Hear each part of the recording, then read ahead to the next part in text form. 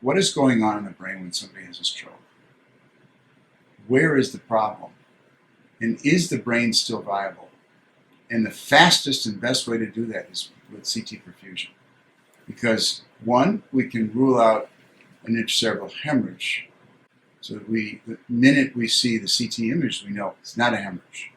Therefore, it's probably a blocked artery. The next part is the CT angiogram, which shows us where the problem is most every time. And the third part is the brain viability. And we get a good handle on that from CT perfusion. In other words, injecting a bolus of dye intravenously.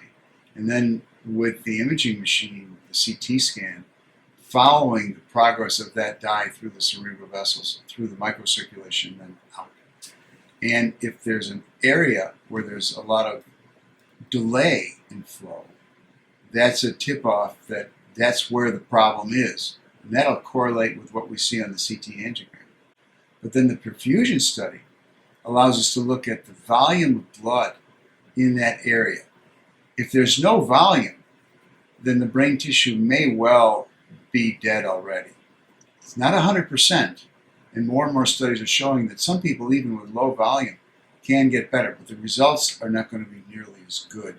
So the CT perfusion gives us a tip as to how viable the brain is where the stroke has occurred.